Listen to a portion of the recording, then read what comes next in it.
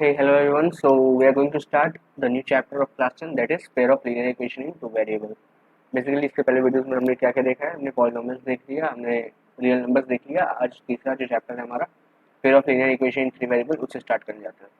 ठीक है, तो देखो एग्जांपल पे चलते हैं, फिर डिफरेंशिएशन करेंगे. क्या जानते हैं हम लोग अभी तक, हम लोग क्या जानते हैं कि हम लोग का कोई भी पॉलिनोमियल कैसे फॉर्म होता था. पॉलिनोमियल का जनरल फॉर्म क्या होता था? A x square plus b x plus c equal to zero. ये होता था हम लोग पॉलिनोमियल का जनरल फॉर्म होता था. ठीक है, कि इसमें जो आप देखो वेरिएबल कौन कौन से यूज हो रहे हैं, एक्स एक्स, यानी कि ये क्या है, ये इसको हम कह सकते हैं ये एक तरह का क्या है, लीनियर इक्वेशन तो है ही. ठीक है, एक इक्वेशन तो है ही, ये लीनियर इक्वेशन है, बट क्या है ये वन वेरिएबल है. ये हमारा linear equation in one variable है. बट हमें क्या जानना है, हमें जानना है linear equation in two variable वाले केस को जानना है. टू वेरिएबल करने का मतलब क्या, ये जो हम वेरिएबल्स जो यूज कर रहे हैं ये सिर्फ एक्स यानी कि सिंगल वेरिएबल यूज कर रहे हैं. हम अब दो वेरिएबल यूज करेंगे यानी कि एक्स और वाई दोनों के टर्म्स में. तो क्या कह सकते हैं, a x plus b Y plus c equal to zero, ऐसा कुछ कह सकते हैं. हमने क्या किया, एक ये वेरिएबल एक ये दूसरा वेरिएबल यूज किया. ठीक है, तो कुछ इसी तरह से हमारा होगा linear equation in two variable. ठीक है, तो इसको नाम दे, ये हमारा क्या है, linear equation in two variable. ठीक है, तो बेसिकली ये था लीनियर इक्वेशन टू वेरिएबल होता क्या है. एग्जाम्पल के तौर पे आप ले लो, एग्जाम्पल कुछ भी ले लो आप, लाइक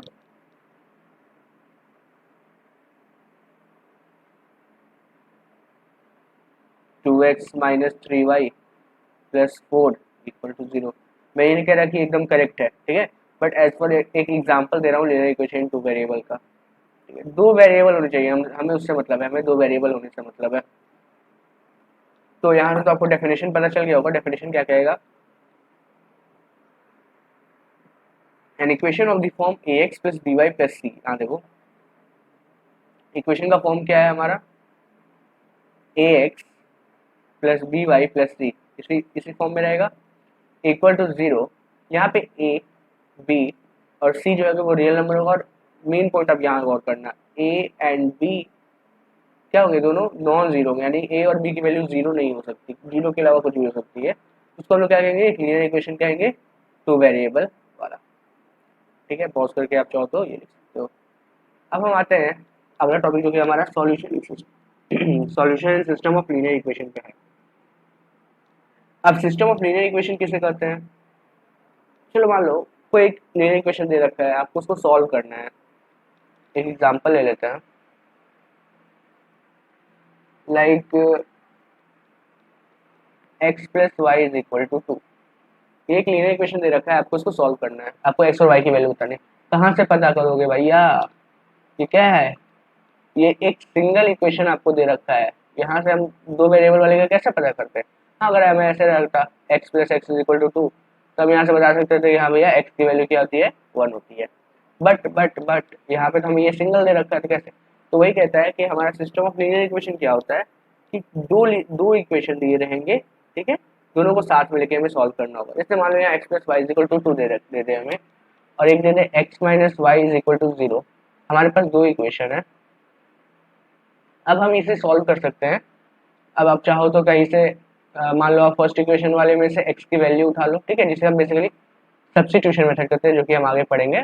ऐसे एज पर बस एक एग्जांपल दे रहा हूँ. जैसे मान लो फर्स्ट वाले में से x is equal to two minus y आ जाएगा, और उसको क्या करो इसमें पुट कर दो, यानी कि two minus Y is equal to zero. ये हो जाएगा two minus two y is equal to zero. क्या हो जाएगा, तो यहाँ से y की वैल्यू आप सॉल्व करोगे तो y की वैल्यू आ जाएगी वन. ठीक है, y जब वन आ जाएगा तो यहाँ पुट कर दोगे तो टू माइनस वन, यानी कि x की वैल्यू भी आ जाएगी वन. तो बेसिकली ये है हमारा कॉन्सेप्ट लीनियर इक्वेशन का, सिस्टम ऑफ लीनियर इक्वेशन का. तो सिस्टम ऑफ लीनियर इक्वेशन कहता क्या है कि टू और more equation in two variable are taken together is called system of linear equation. दो या दो से ज्यादा वेरिएबल को जब हम एक साथ लें, फिर से बताता हूँ क्या कहता है, टू और मोर देन टू वेरिएबल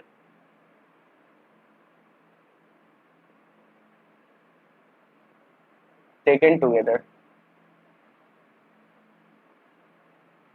दो या जब उससे ज्यादा वेरिएबल को एक साथ लेते हैं ना, ठीक है, उसी को हम लोग क्या कहते हैं, सिस्टम ऑफ लीनियर इक्वेशन कहते हैं। ठीक है, इसी को हम लोग क्या कहते हैं, सिस्टम ऑफ लीनियर इक्वेशन।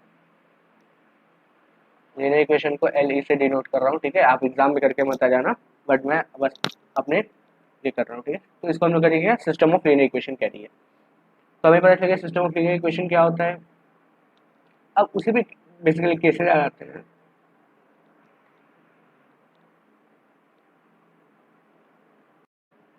ना अब इसी में केसेस भी आ जाते हैं वेरियस तरह के, जिससे हम ग्राफ पे वर्क करते हैं। ठीक है, तो सॉल्यूशन ऑफ लीनियर इक्वेशन में ही आएंगे। सॉल्यूशन ऑफ लीनियर इक्वेशन क्या कहता है कि जैसे हमें कोई एक लीनियर इक्वेशन दे रखा है, यहाँ पे तो ये तो ग्राफिकली हो गया, विदाउट ग्राफिकली करते हैं पहले हम। जैसे मान लो सॉल्यूशन ऑफ लीनियर इक्वेशन वाले पार्ट पे आते हैं। जैसे हमें क्या दे रखा है, हमें एक लीनियर इक्वेशन दे रखा है ax plus b Y plus c is equal to 0। इस फॉर्म में हमें क्या दे रखा है, लीनियर इक्वेशन दे रखा है, या a और b की वैल्यू 0 के बराबर नहीं है। ठीक है, तो जो हमें दो पेयर मिलेंगे ना, उन दोनों को एक कॉमन वैल्यू सेटिस्फाई करना होगा। बेसिकली हमें क्या करना होगा, x के जगह पे मान लो कोई एक अल्फा वैल्यू दे रखा है और y की जगह पे कोई बीटा वैल्यू दे रखा है। हम पुट करेंगे, पुट करने के बाद अगर हम सॉल्व करें a alpha plus b beta plus c, अगर ये इक्वल टू 0 आ जाता है तो हमारा क्या है ये, तो x अल्फा और बीटा क्या हो गया हमारा, तो अल्फा एंड बीटा हमारा क्या होगा, सॉल्यूशन ऑफ लीनियर इक्वेशन होगा। ठीक है, तो सॉल्यूशन को ज़्यादा हार्ड देता, सॉल्यूशन इजी था। अब बात आता है कि solution of linear equation graphically जब हमें करना है तब क्या होगा। जब हम किसी चीज को ग्राफिकली करेंगे ना, जब यहाँ हमारे पास तीन केसेस बनेंगे। ग्राफ बनाते हैं हम पहले।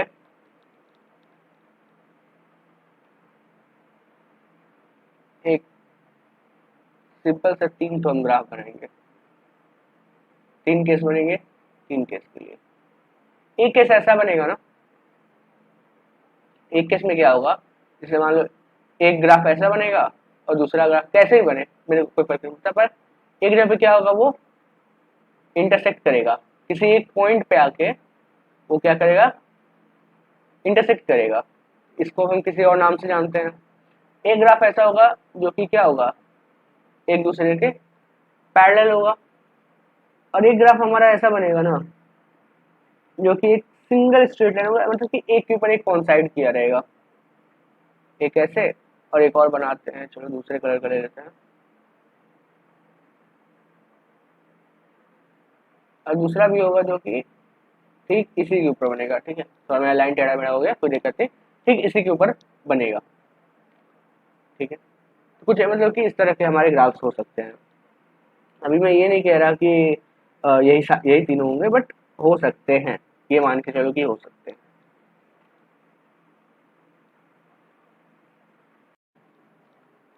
तो हमने ये तीनों ग्राफ देखे।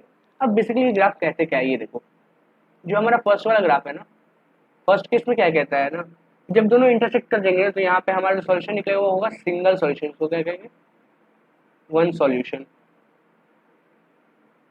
ना। नेक्स्ट जो होगा जब हमारा दोनों ग्राफ पैरेलल होगा, इस केस में क्या निकलेगा, no solution. And the last thing जो है हमारा एक के ऊपर जब एक इंटरसेक्ट कर जाए तो उस केस में जो सॉल्यूशन निकलेगा उस सॉल्यूशन की कोई लिमिट नहीं होगी, इनफाइनाइट मैनी सॉल्यूशंस। ठीक है, तो बेसिकली ये हमको क्या कहता है, ग्राफ का थ्योरी कहता है। अब लेकिन हम ग्राफ सॉल्व कैसे करते हैं, बात तो ये है ना कि हम ग्राफ सॉल्व कैसे करते हैं। तो एक एग्जांपल करके करते हैं। चलिए देखते हैं कि एग्जांपल के तौर पे लेट्स सपोज हमें दो इक्वेशन दे रखा है, x plus Y is equal to 2 और दूसरा दे रखा है 2x plus 2y is equal to 6। ठीक है, हमें दो इक्वेशन दे रखा है और कह रहा है कि इसे सॉल्व करो ग्राफिकली। ग्राफिकली सॉल्व करना है हमें, कैसे करेंगे, किसी एक इक्वेशन को उठा लो, ये पहला इक्वेशन है, ये दूसरा इक्वेशन है। किसी एक इक्वेशन से पहले y की वैल्यू को निकाल लो। करते हैं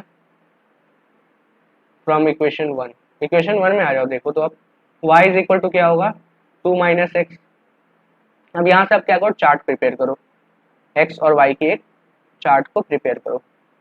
बेसिकली 3 वैल्यूज तक जाते हैं हम, ठीक है। आप 2 वैल्यू पे भी छोड़ सकते हो, बट 3 सही रहता है ताकि किसी तरह से एरर ना आए। और आप चाहो तो नेमिंग भी कर सकते हो, नहीं भी करो तो चलेगा, बताऊंगा क्या है वो।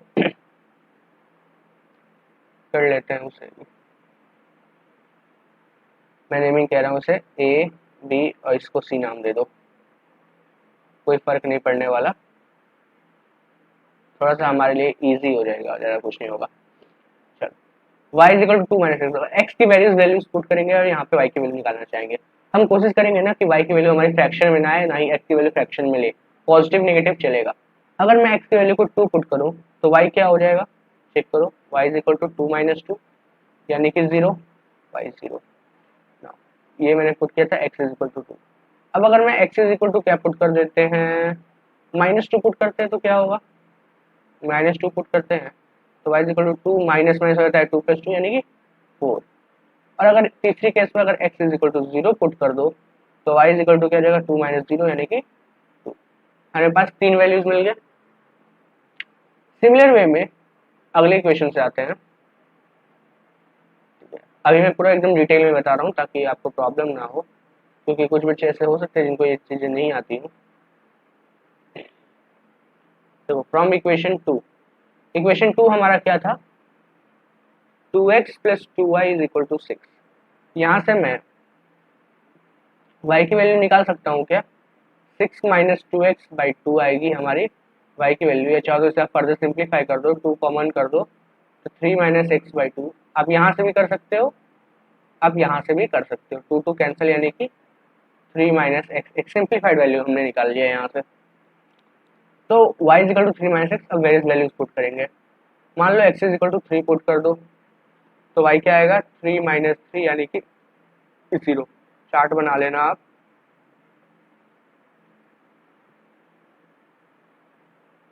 एक्स वाई का, ठीक है। और यहाँ पे ए बी सी हमने यूज कर लिया था, कुछ और यूज कर लो, डी एफ यूज कर लेते हैं। एक्स हमने 3 रखा तो वाई 0 आ गया, एक्स माइनस 3 रख लेते हैं तो वाई आ जाएगा 3 प्लस 3 यानी कि 6। और एक बार क्या करते हैं, एक्स को 0 रखेंगे तो वाई की वैल्यू आ जाएगी हमारी 3 ही आ जाएगी, ठीक है। वो आप कर लेना। तो हमारे पास दोनों केसेस में ए बी सी और डी ई एफ के कोऑर्डिनेट्स मिल गए हमें, ठीक है। एक्स कोऑर्डिनेट और वाई कोऑर्डिनेट मिल गया है। अब हम चलते हैं जरा सा ग्राफ बनाते हैं, एक हम ग्राफ ड्रॉ कर लेते हैं।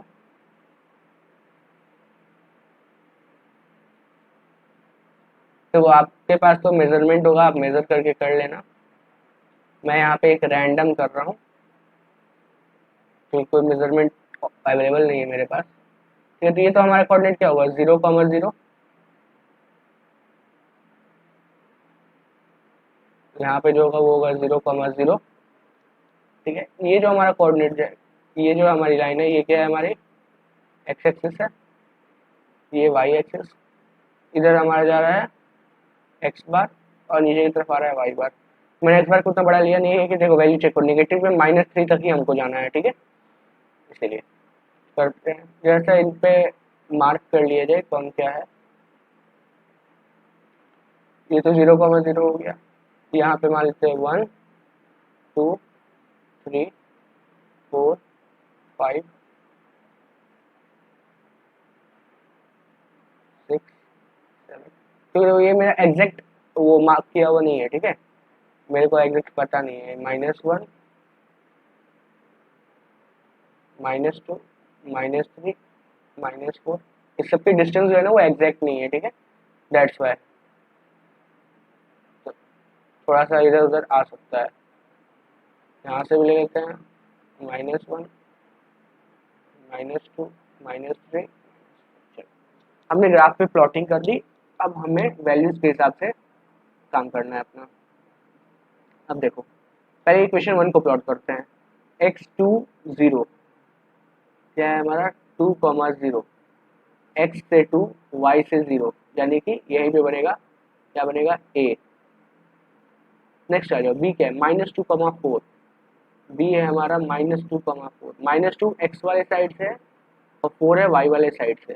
देखो यहाँ से आप लाओगे ऐसे, यहाँ से कुछ ये ऐसे आएगा, यहाँ पे कुछ एक आइडिया लेते हैं कि यहाँ पे मिलेगा, ठीक है, बी वाला पार्ट। सी की कोऑर्डिनेट 0,2, 0 x पे है, y पे 2 है, x पे तो 0, y पे 2, यहाँ पे मिलेगा हमारा सी का कोऑर्डिनेट। देखो तो देखने से भी लग रहा है कि हाँ ये एक स्ट्रेट लाइन बन रहा है, और स्ट्रेट लाइन ही बनना चाहिए, और मिलाएंगे तो ये हमारा एक स्ट्रेट लाइन बनेगा, ठीक है। वो मेरे से थोड़ी सी गड़बड़ी हो सकती है, आप एग्जैक्ट करोगे तो एग्जैक्ट ये स्ट्रेट लाइन बनेगा। चलो सेकंड इक्वेशन लेते हैं, दूसरे कलर ले लेते हैं। x3y0 और एक x0y3, ये पहले ये दो पढ़ लेते हैं। x3y0 तो एक तो यहाँ बनेगा d, और एक बार x0y3 और f वाला पार्ट मेरा यहाँ बनेगा। एक है x-3, y है 6, x-3 यहाँ पे आता है y6, चलो मान लो y6 यहाँ पे है, तो कुछ ये मेरा यहाँ पे बनेगा, इधर इधर इधर कुछ ऐसा बनेगा, चलो t। अब देखो जब आप इससे मिलाओगे ना, यहाँ से ये जो स्ट्रेट लाइन में जब जाएगा ये दोनों मैच नहीं करेंगे, क्या करेंगे, पैरेलल आ गया ना, ये क्या आ गया हमारा, पैरेलल आ गया। और मैंने कौन सा केस बताया था, उस केस में हमारे दैट मीन जब हम इन दोनों को सॉल्व करेंगे तो हमारा जो सॉल्यूशन आएगा ये वाला नो सॉल्यूशन वाला जो पार्ट है वो आएगा, यानी कि ये जो हमारा दिया हुआ गिवन जो हमारा क्वेश्चन था, इसका जो सॉल्यूशन है वो क्या है, नो सॉल्यूशन है। क्या है हमारा इसका, नो सॉल्यूशन है, ठीक है। अब हमें कहते हैं नो सॉल्यूशन है, एक और तरह से चेक कर सकते हैं विदाउट ग्राफिकली, ये तो हमने ग्राफिकली चेक किया, अब हमें ग्राफिकली चेक नहीं करना है, विदाउट ग्राफिकली चेक करना है। तो उसके लिए देखो क्या होता है, जब हमें दो इक्वेशन के पेयर दे रखे हैं, हमें क्या है, हमें दो इक्वेशन के पेयर दे रखे हैं, दो पार्ट में हमने उन्हें बांट दिया, एक होता है कंसिस्टेंट, एक होता है इनकंसिस्टेंट। अगर वो कंसिस्टेंट होगा तो उसमें दो तरह से होंगे, यूनिक सॉल्यूशन, मैनी सॉल्यूशन और नो सॉल्यूशन। अब देखो इनके केसेस क्या बनते हैं, कैसे चेक करते हैं हम लोग कि गिवन जो हमारा इक्वेशन है, पेयर ऑफ इक्वेशन है, वो यूनिक है कि नहीं है, ठीक है, नो सॉल्यूशन है या इनफाइनाइट मैनी सॉल्यूशन है। देखो वैसे यूनिक सॉल्यूशन होने का क्या होता है, अगर मेरा a1/a2 नॉट इक्वल टू, अगर मेरा b1/b2 के रहे, तो ये बताता हूँ a1 a2 b1 b2 कहाँ से आया, पहले ये देख लो। मैनी सॉल्यूशन, मैनी सॉल्यूशन का केस क्या कहता है, सारे आपस में बराबर, a1/a2 equal b1/b2 equal c1/c2, ठीक है। नो सॉल्यूशन, नो सॉल्यूशन वाला केस हमें क्या कहता है कि दो तो आपस में बराबर रहेगा, ठीक है, दो बंदे तो साथ में है पर तीसरा साथ में नहीं है, यानी कि नॉट इक्वल टू c1/c2। अब ये a1/a2 b1/b2 c1/c2 क्या है, देखो ये बताता है।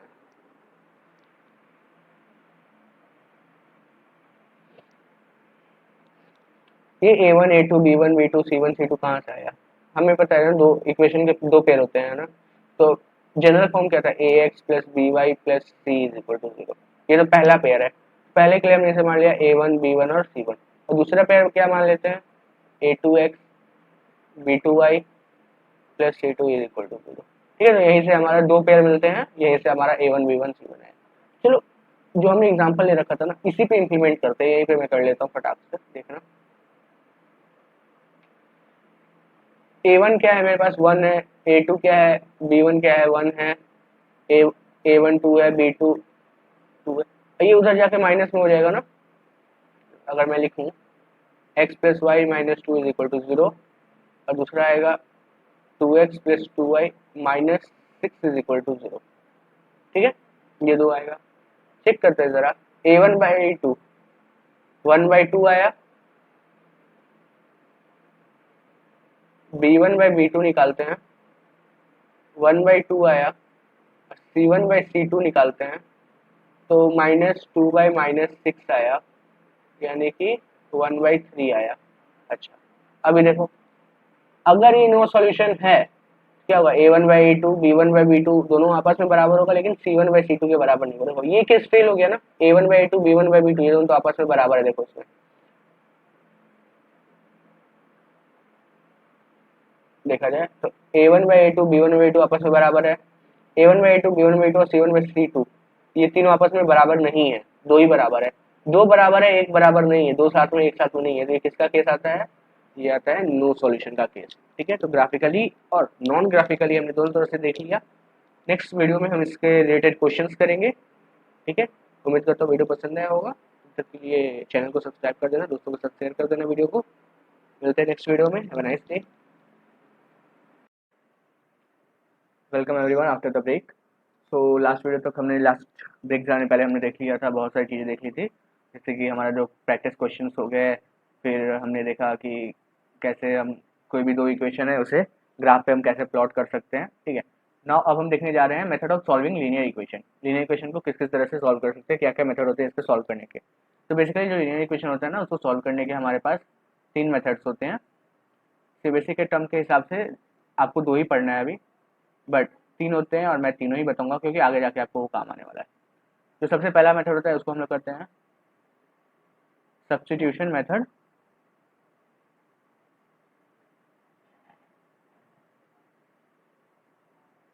ठीक है, जो सबसे पहला मेथड होता है उसे हम लोग करते हैं सब्स्टिट्यूशन मेथड। सब्स्टिट्यूशन, इसके नाम से आपको पता चल रहा है क्या कि आपको वैल्यू को सब्स्टिट्यूट करना है। इसके नाम से हमें पता चल रहा है क्या, वैल्यू को ना सब्स्टिट्यूट करना है। जैसे मान लो a की वैल्यू 2 है, और अगर मैं कहूँ b is equal to a, यानी कि इस a की वैल्यू को इस b वाले में पुट करना है। ठीक है, हम क्या कर रहे हैं, सब्स्टिट्यूट कर रहे हैं, इसकी वैल्यू को यहाँ से उठा के इसमें पुट कर रहे हैं, सब्स्टिट्यूट कर रहे हैं, एक में से निकालेंगे दूसरे में से पुट करेंगे, बस वही चीज़ करेंगे सब्स्टिट्यूशन में। ठीक है, इस पर देखेंगे, हम क्वेश्चन देखेंगे। दूसरा जो मेथड हमें पढ़ना है ना, वो हमें पढ़ना होगा एलिमिनेशन मेथड। जो सेकंड मेथड होगा वो होगा हमारा एलिमिनेशन मेथड। एलिमिनेशन मेथड क्या कहता है हमें कि एलिमिनेट करो। जैसे हम दो वेरिएबल्स का पढ़ रहे हैं, हम क्या पढ़ रहे हैं, कोई एक इक्वेशन है a1x plus b1y plus c1 is equal to 0, और कोई एक दूसरा इक्वेशन है a2x plus b2y plus c2 equal to 0। तो हमें क्या करना है, या तो y वाले टर्म को या तो x वाले टर्म को किसी एक को एलिमिनेट करके एक टर्म का वैल्यू निकालना है, मतलब कि एक वेरिएबल का वैल्यू निकालना है। या हम अगर y वाले को एलिमिनेट कर देंगे, ये वाला पूरा खत्म हो जाएगा, तो हमारे पास सिर्फ x वाला बचेगा, तो हम x वाले की वैल्यू निकाल सकते हैं। ठीक है, यहाँ पे हमें एडिशन या सब्ट्रैक्शन करना होता है, वो डिपेंड करता है हम क्वेश्चन किस तरह का दिया हुआ है। जो थर्ड मेथड होता है ना, वो होता है हम लोग का क्रॉस मल्टीप्लीकेशन मेथड। जो हम लोग का जो थर्ड मेथड होता है वो होता है क्रॉस मल्टीप्लीकेशन मेथड। मैंने पूरा नहीं लिखा है, क्रॉस मल्टीप्लीकेशन मेथड। इस मेथड में क्या होता है, हमें दो तरफ इक्वेशन दे रखे हैं, हमें क्या दे रखे हैं, दो तरफ इक्वेशन दे रखेंगे। मान लो इस तरफ कोई एक इक्वेशन 1 है, इस तरफ कोई एक इक्वेशन 2 है।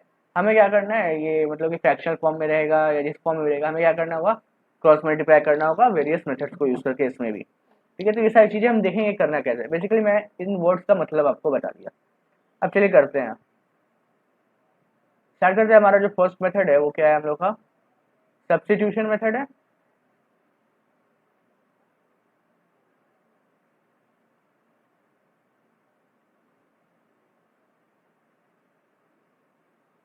हमारा जो फर्स्ट मेथड है वो है हमारा सब्स्टिट्यूशन मेथड। देखते हैं क्या है आखिर सब्स्टिट्यूशन मेथड में। ठीक है, तो सब्स्टिट्यूशन मेथड में देखो कहता है क्या है, इसके अगर आपको मैं वर्किंग रूल बताना चाहूँ तो कहेंगे कि या तो आप एक काम कर सकते हो, either express y in terms of x, या तो y को x के टर्म्स में एक्सप्रेस कर दो और x in terms of y, या तो x को y के टर्म्स में कर दो, कुछ भी कर सकते हो आप, या तो y को x में करो या तो x को y के टर्म्स में एक्सप्रेस करो। ठीक है, बेसिकली y को x के टर्म्स में एक्सप्रेस करना जो ज़्यादा प्रीफर करते हैं। ठीक है, बाकी उसके बाद क्या करो, पुट करो, पुट करो क्या, put the value of y और x, मतलब जो भी आपने लिया है जिसको एक्सप्रेस किया है इन इक्वेशन 2, जो हमारा दूसरा इक्वेशन है उसमें क्या करो, पुट कर दो वैल्यू को। अब आके आप फिर सॉल्व कर लोगे, वो करते हैं वो हम कर लेंगे। जैसे स्टार्टिंग के स्टेप्स यही है, हमें स्टार्ट ऐसे ही करना है, एंड आप खुद कर लोगे। देखते हैं, क्वेश्चन करते हैं इस पे।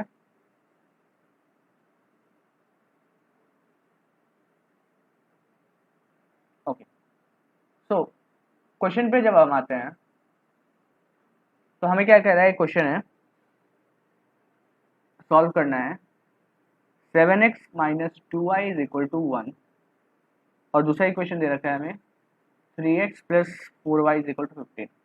इसी क्वेश्चन को ना हम तीनों मेथड से करके ट्राई करेंगे, ठीक है, तीनों मेथड से हम इस क्वेश्चन को करने की कोशिश करेंगे। 7x minus 2y is equal to 1 लिख सकते हैं। एक काम करते हैं, हम इसे इक्वेशन 1 ले लेते हैं, इसे इक्वेशन 2 ले लेते हैं, ठीक है। मैं यहीं पे डायरेक्ट सॉल्व कर रहा हूँ, आपको क्या करना होगा, इसको लिखना होगा, इसे इक्वेशन 1 मेंशन करना होगा, इसे लिख के इक्वेशन 2 मेंशन करना होगा। हमने कर दिया मेंशन, ठीक है। आ जाओ, किसी भी इक्वेशन उठाते हैं 1 से उठाते हैं। From equation 1 we have, equation 1 से हमें क्या मिलेगा, देखो तो y की वैल्यू को रखना है ना, ये इतने वाले को इधर ही छोड़ दो, पहले उधर लेके जाओ, यानी कि minus 2y is equal to 1 minus 7x, यानी कि y की वैल्यू क्या आ जाएगी, -2 है ना, हाँ, यानी कि आ जाएगा 1 माइनस 7x बाई 2। तो ये माइनस है तो माइनस क्या हो जाएगा, आगे इधर मल्टीप्लाई हो जाएगा इसके साथ, यानी कि -1 प्लस 7x बाई 2। आप चाहो तो इसे अरेंज कर दो, 7x माइनस 1 बाई 2, ठीक है। ये आ गया आपका फाइनल y की वैल्यू, यहाँ पे आ गई हमारी फाइनल y की वैल्यू आ गई। अब इस y की वैल्यू को हमें क्या करना है, हमने अभी स्टेप्स देखे ना, हमने क्या किया, y के टर्म्स में एक्सप्रेस कर लिया, अब उसको दूसरे इक्वेशन में पुट करेंगे, ठीक है। पुट करते हैं इसे हम दूसरे इक्वेशन में, क्या करते हैं, putting value of y in equation 2, दूसरे वाले इक्वेशन में पुट करते हैं। इक्वेशन 2 क्या है, यही है ना, इस y की जगह पे हमें ये पुट करना है, तो क्या होगा 3x प्लस 4, y की जगह पे अगर हम पुट करें 7x minus 1 by 2 is equal to 15, ठीक है। देखो इसे सॉल्व करेंगे, यहीं पे करते हैं,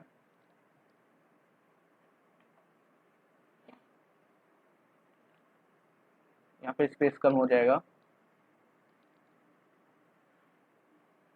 क्या है हमारा इक्वेशन, फिर से लिख लेते हैं, 3x plus 4 7x minus 1 by 2 equal 15, ठीक है। देखो इसे सॉल्व करते हैं, 3x प्लस, ये क्या है, 4 से मल्टीप्लाई हो जाएगा, यानी कि 28x minus 4 by 2 equal to 15। यहाँ क्या हो गया हमारा, 2 एज एन एलसीएम आ जाएगा, तो ये हो जाएगा हमारा 6x, ये तो मेरे को बताने की जरूरत है नहीं, एलसीएम कैसे लेते हैं, इक्वल टू 15।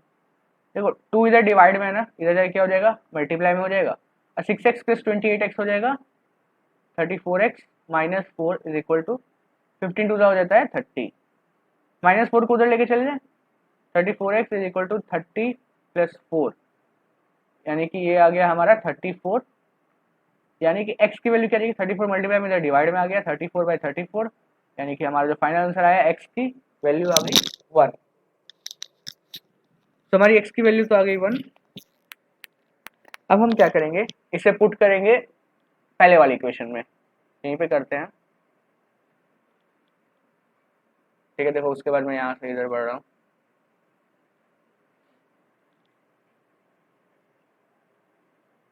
पुटिंग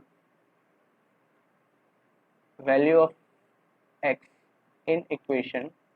अब कौन सी इक्वेशन में पुट करेंगे, देखो यहाँ जो हमारा ये है ना, ये जो आया था ये वाला पार्ट, इसे आप एक इक्वेशन मान लो, पूरा मान लेते हैं, इसे इक्वेशन 3 मान लेते हैं। उसकी वैल्यू को हम क्या किस में पुट कर देते हैं, 3 इन इक्वेशन 3। इक्वेशन 3 क्या था, ये था ना 7x minus 1 by 2 y is equal to,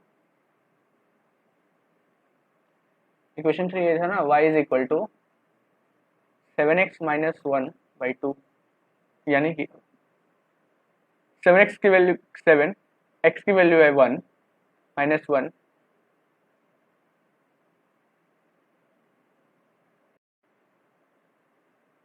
bye 2, ठीक है, थोड़ा सा एरर हो गया, -1/2 सॉल्व करते से 7 -1/2 यानी कि 6/2 की वैल्यू आती है हमारे पास 3, ठीक है।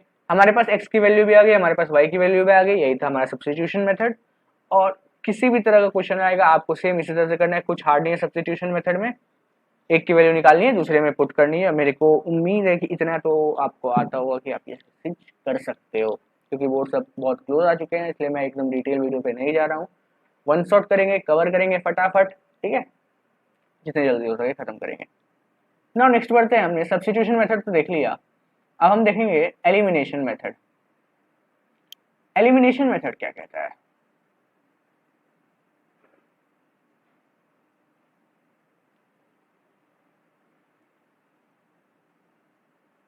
एलिमिनेशन मेथड के ना वेरियस फॉर्म्स हो जाते हैं, वेरियस टाइप्स हो जाते हैं। करना क्या है इसमें हमें, या तो हम एक्स वाले को या तो वाई वाले को एलिमिनेट करेंगे, जिस जो दोनों सेम हो। करेंगे क्या, फिर से वही, आइदर एलिमिनेट एक्स और वाई टर्म। एक्स या वाई टर्म वाले वेरिएबल को हम, मतलब एक्स या वाई जो टर्म कंटेनिंग, एक्स और वाई वेरिएबल कंटेनिंग टर्म है, एक्स और वाई वेरिएबल कंटेनिंग टर्म, जो हमारा एक्स और वाई वेरिएबल कंटेनिंग टर्म है उसको एलिमिनेट करेंगे दोनों में से किसी एक को। लेकिन कंडीशन क्या है यहाँ पे, देखो एक इंपॉर्टेंट कंडीशन है जो कि आपको याद रखने की जरूरत है। एक हमारा इंपॉर्टेंट कंडीशन क्या कहता है, both terms must be same. दोनों टर्म हमारे क्या होना चाहिए, सेम हो जाए, यानी कि जो हमारा फर्स्ट इक्वेशन है, सेकंड इक्वेशन है, मान लो अगर ये कोई एक्स वाला टर्म है तो इसकी वैल्यू जैसे ए एक्स है तो यहाँ भी ए एक्स ही होना चाहिए, दोनों सेम होना चाहिए एलिमिनेट होने के लिए, ठीक है। इस चीज को हमें याद रखना है, ठीक है, कोई बड़ी बात नहीं है याद रखना, याद रख लेंगे हम। क्वेश्चन करते हैं, ऐसे तो समझ में आने वाला नहीं है, क्वेश्चन पे ही ज्यादा फोकस करेंगे। ट्राई करना है हमें सी वाले पार्ट को इक्वेशन के साथ ही रखना है, इक्वल टू के उस साइड नहीं ले जाना है, इक्वल टू के उस साइड ले जाना है तो हम उसे सब्स्टिट्यूशन से कर सकते हैं, इजीली हो जाएगा उस केस में। तो देखो एक क्वेश्चन लेते हैं, क्वेश्चन क्या है हमारा, इजी लेके क्या ही करेंगे, डायरेक्ट हार्ड पे ही चलते हैं।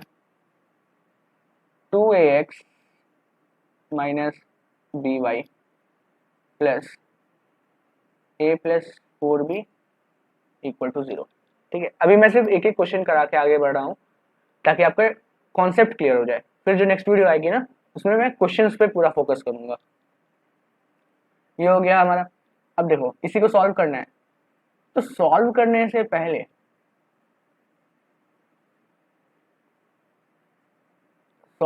पहले हम ध्यान देते हैं, ये कोई भी मैं स्टैंडर्ड फॉर्म में दिख रहा है, नहीं स्टैंडर्ड फॉर्म तो ऐसा होता नहीं है। सॉल्व करेंगे से, अच्छा एक और इक्वेशन था ना वो तो छूट ही गया। एक इक्वेशन ये है और दूसरा इक्वेशन क्या है हमारा, 2bx plus A Y plus B minus 4a equal to 0, ठीक है।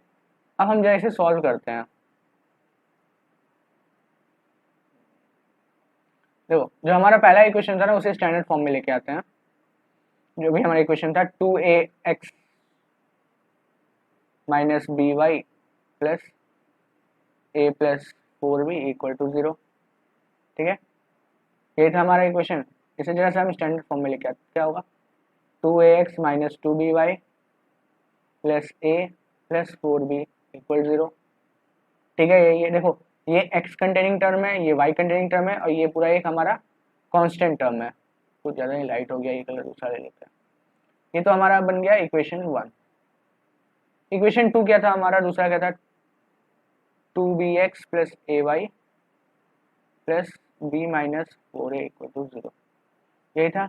इसे जब हम सॉल्व करते हैं तो 2bx plus 2ay plus B minus 4a equal to 0, फिर से ये हमारा x containing term, y containing term और ये कांस्टेंट टर्म, ये हो गया इक्वेशन 2। अच्छा अब देखो तो इक्वेशन 2 में कोई भी ऐसा चीज है जो कि सिमिलर है, सिमिलर मतलब समझ रहे हैं, जिसका कांस्टेंट और वेरिएबल्स आपस में सेम है। एक्स वाले टर्म में यहाँ ए है, यहाँ बी है, वाई वाले में यहाँ बी है, यहाँ ए है, हमें एक्स और वाई में से किसी को एलिमिनेट करना है। अच्छा तो इसमें हम क्या करेंगे, अपने मन से कुछ मल्टीप्लिकेशंस करेंगे, कुछ मॉडिफिकेशंस करेंगे कि दोनों सेम हो जाए। अगर यहाँ पे भी एज्यूम कर लो कि अगर यहाँ पे भी एक बी आ जाए और यहाँ पे अगर एक ए आ जाए तो ये दोनों सेम हो जाएगा, एलिमिनेट हो जाएगा। या फिर वाई वाले में यहाँ पे अगर बी आ जाए और यहाँ पे ए आ जाए तो एलिमिनेट हो जाएगा। तो हम किसी को भी कर सकते हैं, ठीक है।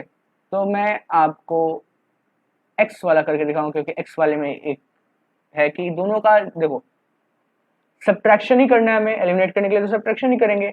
अब यहाँ पे देखो दोनों का अगर सेम साइन है, डिफरेंट साइन है, तो ये तो ऑब्वियसली कैंसिल हो जाएंगे। मान लो ये 4 -4 होता है, ये +4 होता है, कैंसिल हो जाता। बट इन दिस केस ये भी पॉजिटिव है, ये भी पॉजिटिव है, तब पूरा इक्वेशन का साइन क्या होगा, हमारा चेंज हो जाएगा। तो उस पर थोड़ा सा डिफिकल्ट हो जाता है बच्चों को, तो क्या करते हैं, उसी को करते हैं। तो जो दोनों इक्वेशन है उसे जरा लाइन से लिख लेते हैं। 2 वहां तो लिखा हुआ है, मैं डायरेक्ट पहले यहाँ लिखते हैं, मल्टीप्लाइंग इक्वेशन 1 बाय इक्वेशन 1 को हम किससे मल्टीप्लाई कर दें, इससे कर दे तो बी से कर देते हैं। एंड इक्वेशन जो 2 है, equation 2 by A, we get, हमें क्या मिलेगा देखते हैं। डायरेक्ट लिखते हैं, जब मिलेगा तब 2 क्या मिलेगा हमें, ए बी एक्स। क्योंकि अगर हम अब देखो हम क्या कर रहे हैं, इसको ना बी से मल्टीप्लाई कर रहे हैं, तो बी से कर रहे हैं तो इसमें भी होगा वो बी से मल्टीप्लाई, इसमें भी होगा, इसमें भी होगा, इसमें भी होगा, सारे में होगा ना। तो 2ab(x - 2b² plus A B plus 4b², ठीक है, ऐसा बनेगा। 2ab(x -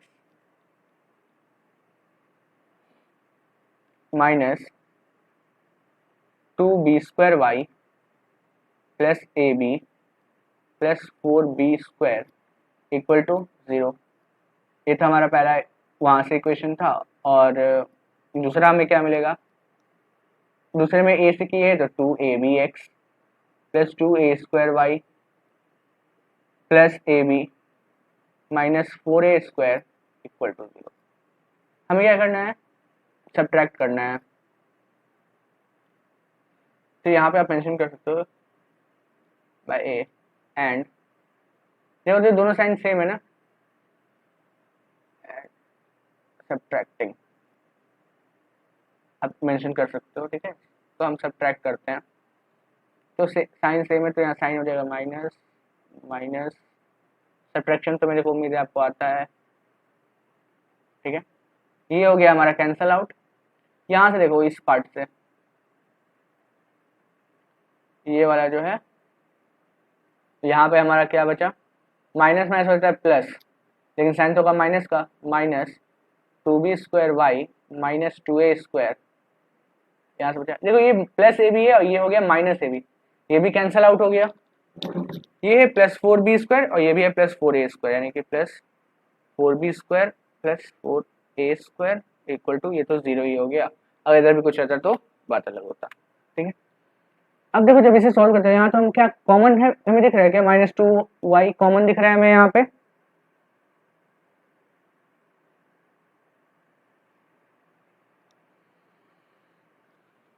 यहाँ पे हमें क्या दिख रहा है, -2y कॉमन दिख रहा है, एम आई राइट। -2y कॉमन अगर कर देंगे तो बचेगा क्या, b² माइनस a²। अच्छा इस पूरे टर्म को उधर भेज देते हैं, पहले यहीं पे अगर आप कर लो तो प्लस, यहाँ पे भी 4 कॉमन दिख रहा है, ये a² है, b² प्लस a² है ना। अच्छा ये माइनस को इसके साथ मल्टीप्लाई कर देखो, ये भी प्लस b² a² है, ये भी वैसा हो जाएगा। या छोड़ो रहने देते हैं, किसी एक टर्म को या तो y वाले को उधर भेज दो या तो इसको उधर भेज दो।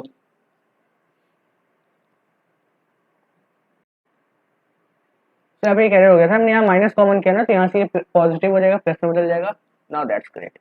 हम क्या करते हैं, -2y, ठीक है, एज पर इज y को इधर भेजना चाहिए था हमें जीरो के, बट हम क्या करते हैं आपके लिए इसी को भेजते हैं, क्योंकि बहुत बच्चे कंफ्यूज हैं, कहेंगे सर y वाले को उधर क्यों भेजा। ठीक है, तो इसको भेजेंगे क्या होगा, -4b² प्लस a² होगा, माइनस माइनस कैंसिल हो गया। ठीक है, जब ऐसा हुआ तो हमारे पास क्या बचा,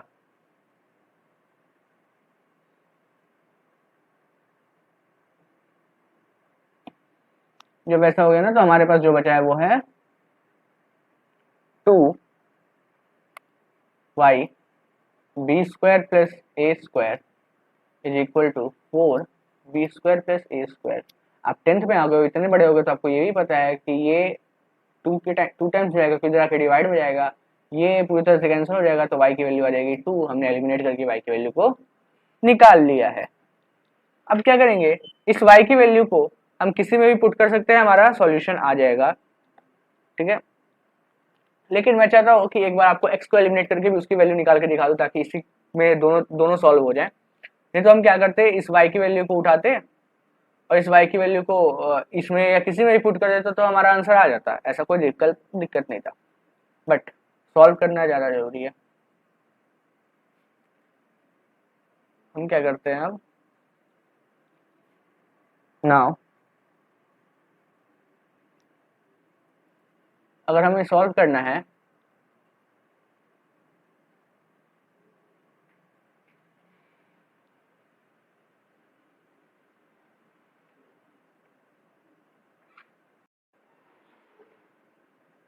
तो हम क्या करेंगे,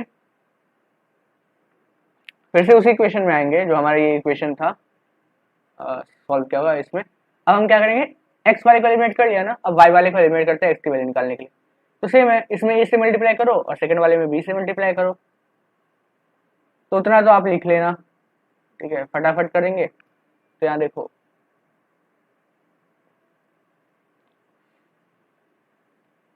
मल्टीप्लाइंग 1 को a से, 2 को b से, ये नहीं करेंगे, 1 को a से, 2 को b से करने के बाद जो हमारे पास निकल के आएगा वो क्या आएगा।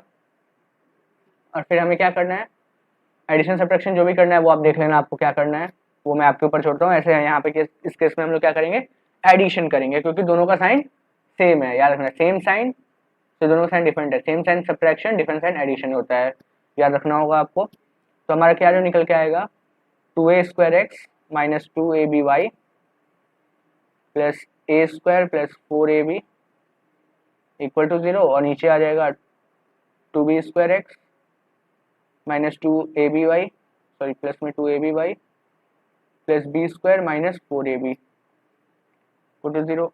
हमने क्या करना है, एडिशन करना है, ये हो जाएगा 2 प्लस 2 हो जाएगा, या ऐसे लिख दो 2a² प्लस 2b² ऐड तो होगा नहीं, दोनों का वेरिएबल ये a² और b² है, ये कैंसिल हो गया, ये कैंसिल हो गया, बचा plus a² plus b²।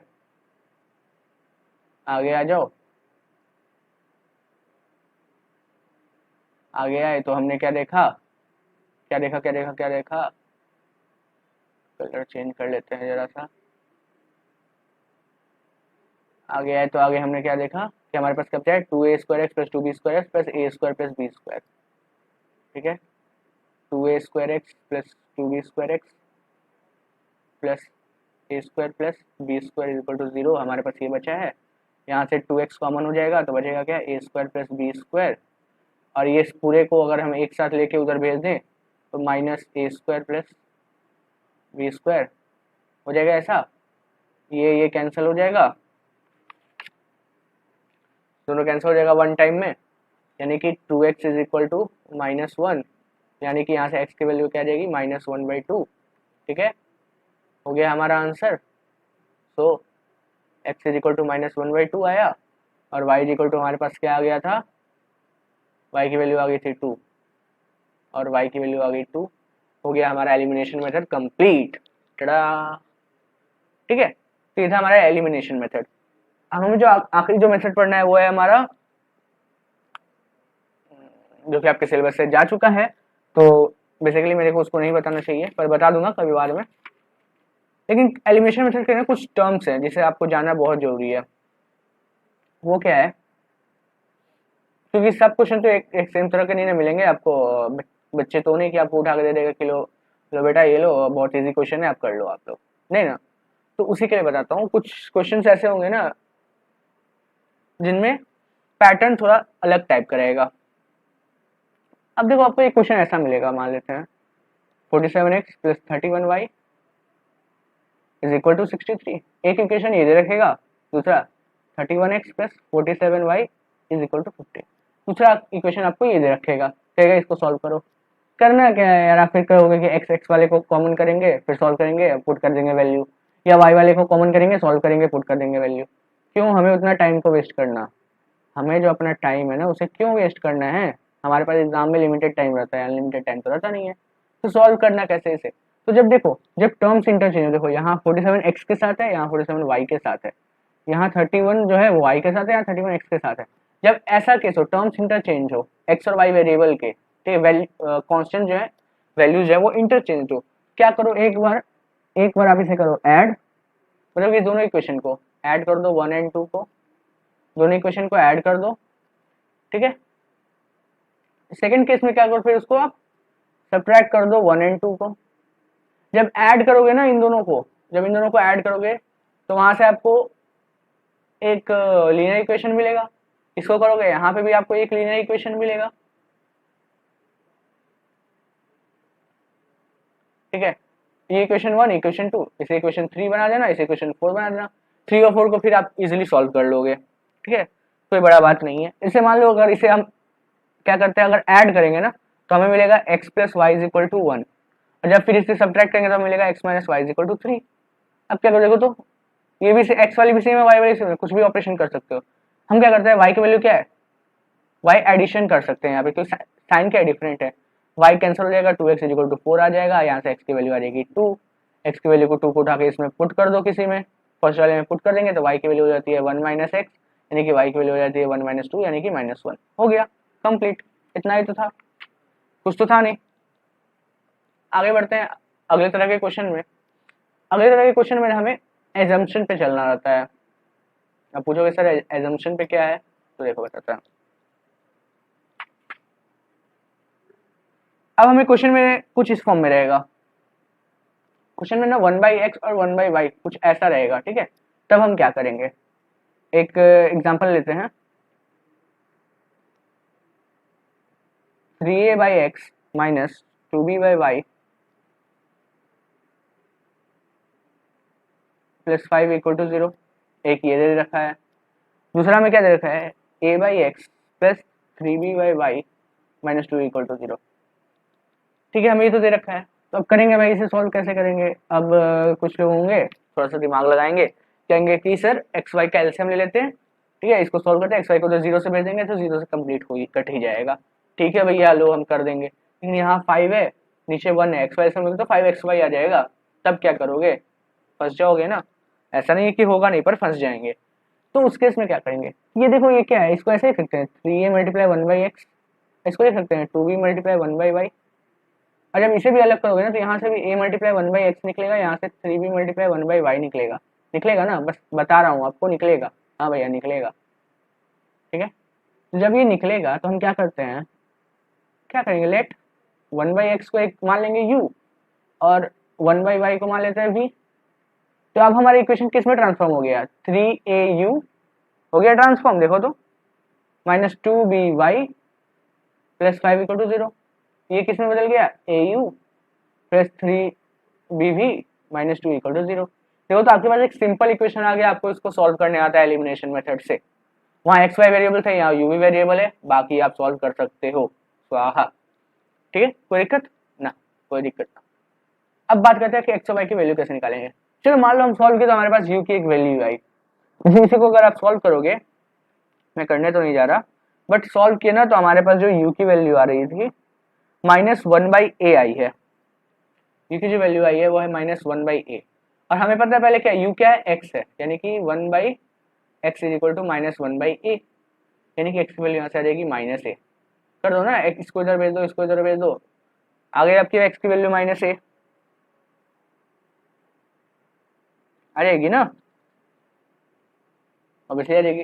Similarly why we की निकलेगी, उसके लिए वाई आप निकाल लो। ठीक है, तो बहुत इजी था। इसी तरह के क्वेश्चन मिलेंगे तो आप कर लोगे। अब एक और टाइप आता है, सेम इसी तरह का है बट उसमें थोड़ा सा डिफरेंस है। देखो क्या डिफरेंस है उसमें ना, आपको 1/x+y और 1/x-y कुछ इस फॉर्म में मिलेगा।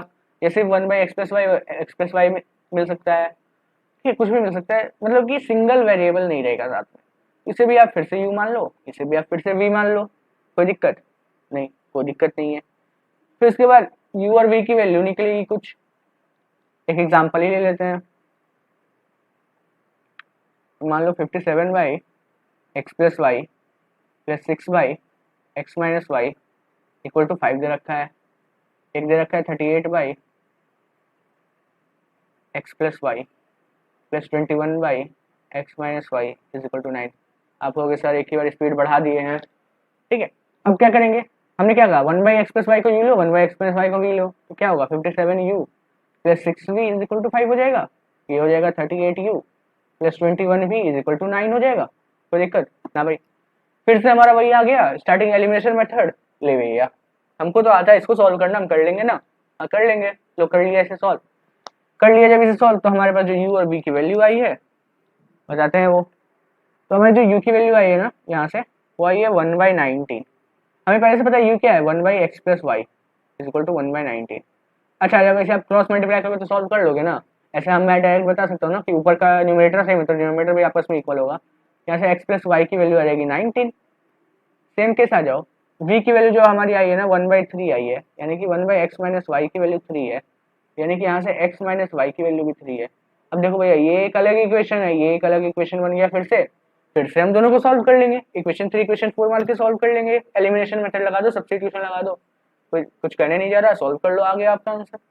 तो बेसिकली ये कुछ टाइप्स थे एलिमिनेशन मेथड के। ठीक है, अब इस ब्रेक के बाद जब हम देखेंगे ना, अभी जो ब्रेक आएगा, ब्रेक के बाद हम देखेंगे क्या, वर्ड प्रॉब्लम्स इसके बेसिस पे। ठीक है, लीनियर इक्वेशन के बेसिस पे वर्ड प्रॉब्लम्स देखेंगे। ठीक है, तो तब तक जाओ पानी वानी पियो, फ्रेश हो और मिलो वर्ड प्रॉब्लम में।